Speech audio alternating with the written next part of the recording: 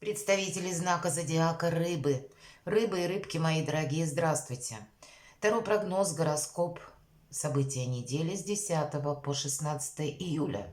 Давайте узнаем, что думают карты, что они нам расскажут. Вы люди интуитивные, и я надеюсь, если соединить свою интуицию с раскладом Таро, явно какие-то подсказки будут. И мы зададим конкретные вопросы. Первая карта у нас будет как оценка ситуации или что важно знать на неделю для рыб и рыбок с 10 по 16. Как видят карты для вас эти дни.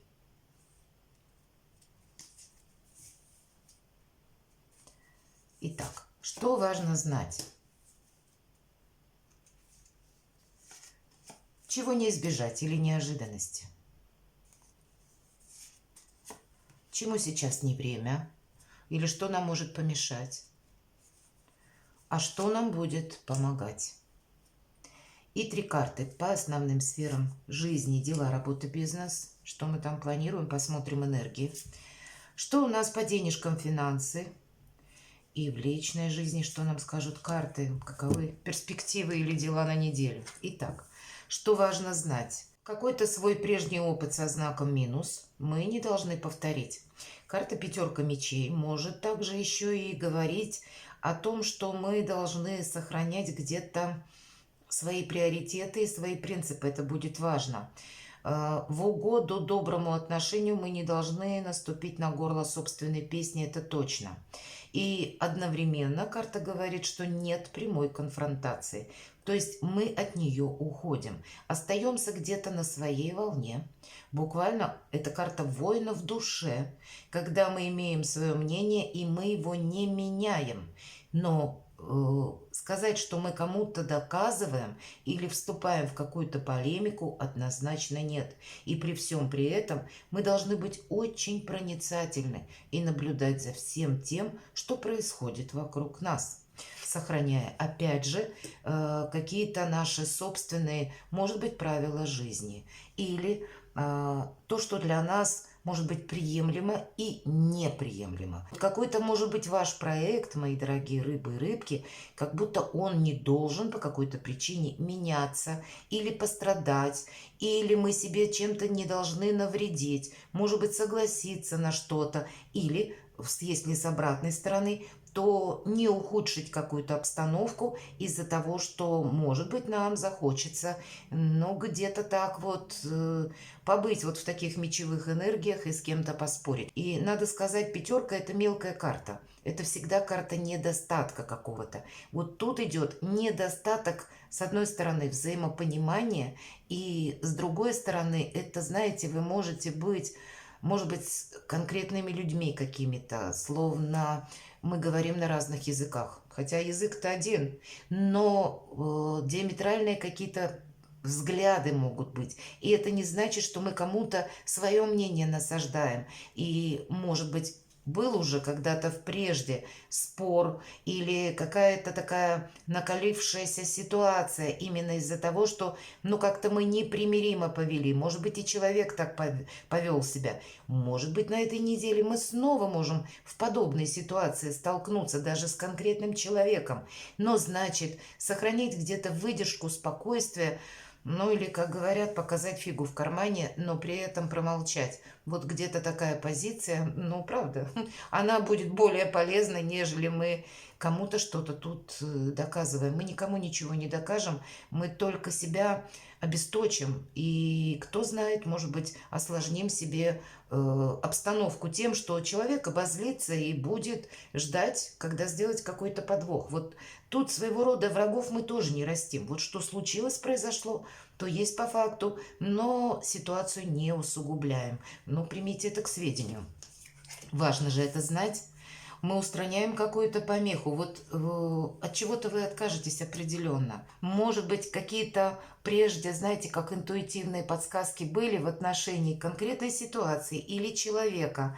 А здесь какая-то обстановка сложится таким образом, что вы убедитесь в правильности ваших подсказок шестого чувства.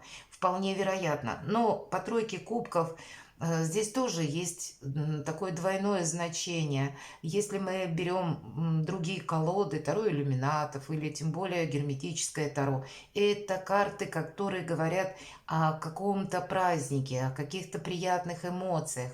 Но в колоде Таро Висконти Сфорца это карта, которая нам говорит, надо устранить то, что тебе мешает.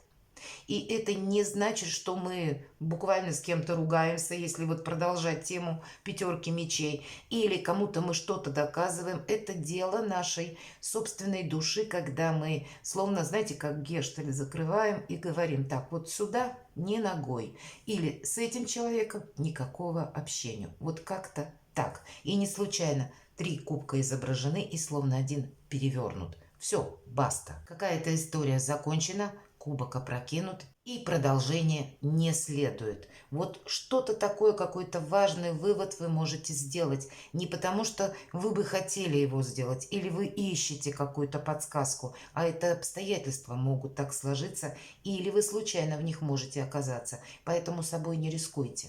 Чему сейчас не время? Не время уходить, не время, правда, делать какой-то, знаете, такой марш-бросок, или не время в какой-то конфронтации пребывать. Больше, может быть, нас что-то и не устраивает. Или, знаете, обстановка как-то может меняться. Не время, может быть, искать из какой-то проблемы выход. Мы его вряд ли найдем. Может быть, искажена какая-то, знаете, как реальность. Мы не видим еще пока перспектив. Или время еще пока не способствует тому, чтобы мы куда-то отправились. Может быть, даже для тех, у кого уже запланирован переезд. Ну, значит, не на этой неделе. Вот как-то себя не тормошите. Постарайтесь, наверное, эту неделю провести достаточно спокойно. Ну и все же исключая всяческий риск. Потому что мы, даже если окажемся перед лицом каких-то непреодолимых ситуаций, у нас словно не будет никаких козырей в руках, мои дорогие рыбы и рыбки. Поэтому, правда, собой не рискуем. Что нам помогает? Нам помогает конкретный человек, допустим, если у нас сложилась какая-то финансовая брешь, мы найдем деньги, у нас есть тот, который нас выручит. Нам поможет, может быть, человек каким-то советом, делом, посодействует в оформлении документов. То есть есть у нас какой-то помощник, на которого мы можем положиться. Но это еще всегда своего рода марафонский забег. Назовите это мечтой, целью, намерением, который мы не меняем.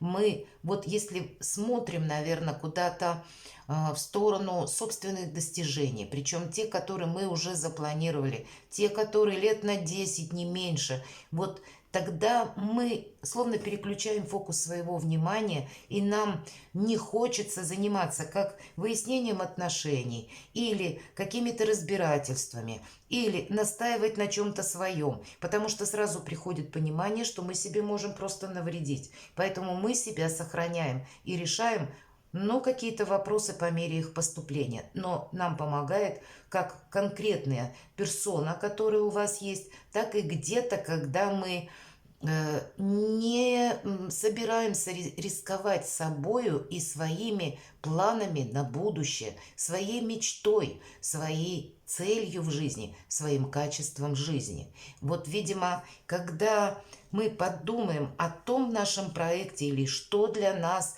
мы бы хотели, может быть, осуществить, или к чему мы долгое время шли, что мы преодолевали, может быть, шаг за шагом, и мы сразу себя зауважаем еще больше и скажем, да ну его, какие-то тут распри, какие-то мутные предложения, какие-то непонятные люди, я собой не рискую. Вот все 4 карты одна другую дополняет, продолжает, раскрывает значение предыдущей. Ну вот какая-то такая неделя.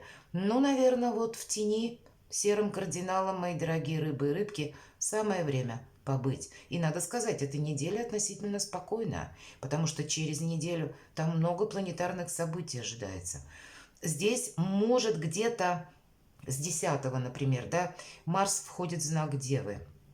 Отчасти это где-то будет на вас тоже влиять, и Марс, он может активизировать в людях какую-то агрессию.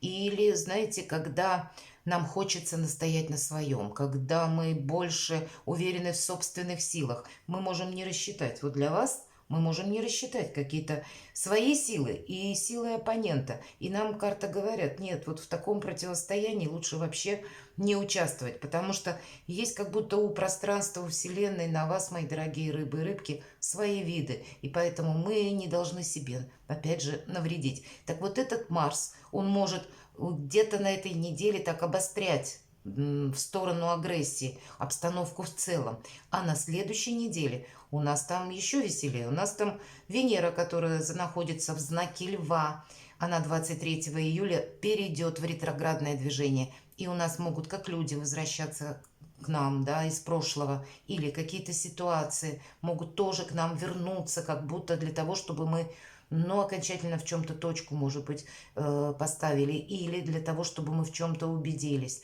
С другой стороны, и еще есть Лилит или черная луна, которая присоединится к Солнцу. Это произойдет где-то, ну, в районе 19 уже, может быть, когда Солнце будет входить в знак Льва. И это где-то вспышка агрессии или какая-то непредсказуемая ситуация, которая может нас окружать вообще. Это то, на что мы не влияем, но то, что может влиять на нас. Поэтому дважды тут нужно держать как и руку на пульсе, так и нужно все подмечать, понимаете? И интуиция наш лучший подсказчик. И в последующем эта Лилит еще присоединится к Меркурию 23-го. То есть там такой замес получается интересный. И это будет продолжаться, знаете, может, по крайней мере, теоретически где-то до конца года. Не будет где-то все спокойно, понятно, расставлено по местам, а вот какая-то турбулентность периодически, словно, знаете, как волна какая-то, а может быть и девятый вал, на нас может нахлынуть. И поэтому удержаться на плаву, сохранить самого себя или саму себя – это искусство, и это будет важно.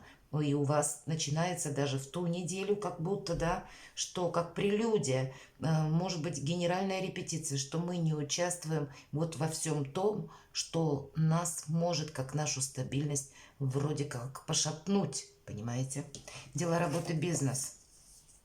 Дополняет еще нам карта Паж Пентаклей, где-то идет со значением как рыцарь Пентаклей. Это правда, нам тоже кто-то может прийти на помощь как и финансами, так и буквально нам какой-то проект наш, который мы задумали, он как будто будет все равно продвигаться. Эта карта для кого-то из вас будет означать, может быть, дела, связанные с детьми, или это вы начнете что-то изучать новое, или вы уже приступили к этому изучению, значит, вы будете продолжать совершенствовать себя, или какая-то новая идея может прийти в голову, как какой-то проект, и в последующем как раз вы это разовьете до какого-то, до какой-то темы такой большой, понимаете, кто знает. Для кого-то из вас это и предложение, может быть, куда-то отправиться, или какая-то новость. Но это всегда какая-либо информация. И все-таки это Пентакль, поэтому где-то информации будьте внимательны, потому что она может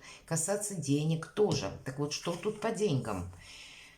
Ну, каких-то явных изменений как будто нет. У нас карта повешенного, поступление денег как будто в рост у нас тут точно не ожидается. Вот выручить нас деньгами могут. Или деньги у нас как будто будут. Две карты пентаклевые, как будто нет финансовых проблем как таковых, или они все решаемые, так или иначе. Но сказать, что мы куда-то вкладываемся или делаем какие-то серьезные покупки, конечно, нет. Мы в последующем либо пожалеем, либо эти деньги могут нам срочно понадобиться. Мы не должны согласиться на мутные сделки, повторяю. И эта карта повешенной часто идет со значением жертвенности. То есть мы не должны быть жертвой где-то, мои дорогие рыбы и рыбки. Мы не должны напрямую, уже нам карта, пострадать из-за каких-то финансовых непонятных ситуаций. Или себя подвергнуть риску, потратив тоже куда-то деньги, а в последующем об этом пожалеть. Или купив что-то, то, что может быть сломаться даже. Да, ну вот как будто нам говорят точно, этому сейчас не время. Мы лучше все сохраняем, удерживаем. А вот посмотреть, например, будет по этой карте очень хорошо, как новые способы заработка, или как я себя вижу в новом деле, в профессии, или вот то, что вы на перспективу для себя планируете, рассмотреть новые грани сотрудничества, может быть, так вот словно через призму, знаете, бинокля, который меняется на микроскоп, рассмотреть вообще все предложения, то есть и вдали, и вблизи. Можно доверять этому человеку или нет.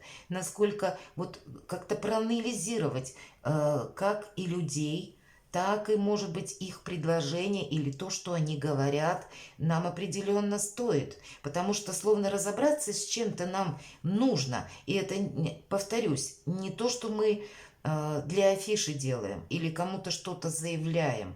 Нет, это наша какая-то правда в собственной душе, она должна быть. У нас не должно быть иллюзий. Вот об этом точно нам говорят карты.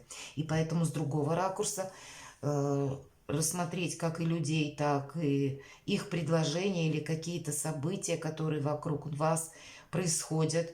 Для нас это будет со знаком плюс. Может быть, мы какие-то правильные выводы сделаем и не совершим какой-то ошибки. И в личной жизни у нас здесь выпадает шестерка жезлов. Это вообще карта победителя. Я не могу сказать, что это про любовь, правда. Но есть какая-то победа, и значит, какое-то ваше дело будет определенно точно уже с победой. Вы останетесь довольны. Но я больше, конечно, вижу здесь сферу личных достижений или собственных амбиций, или каких-то ваших планов, или вот это тот марафонский забег, который вы уже, может быть, приступили к осуществлению, или что-то изучаете. Нам придется удерживать эту победу, нам просто в целом и в общем, говорит эта карта, и она тоже добавляет, что мы должны исключить всяческую возможность риска, но быть готовым к тому, победитель знает цену победе, и поэтому он не собирается ее просто так отпускать, ведь основное значение именно таково, что получить или достигнуть какого-то уровня, и это 50 только процентов успеха, а остальные 50 удерживать его, и победитель, если мы возвращаемся к значению этой карты, он прекрасно понимает, что обстановка вокруг него будет 150 раз меняться. Но он готов где-то тоже корректировать планы, собой не рисковать, чтобы вот то, что он уже достиг каким-то, может быть, сложными путями, тяжелым трудом, ну или что-то ему пришлось проделать. Вот это не должно быть разрушено в один момент из-за каких-то неосторожных действий или слов. Но победа как будто есть. Удерживать эту победу в течение всей недели, мои дорогие рыбы и рыбки. Перекладывайте на себя и будьте счастливы и любимы всегда.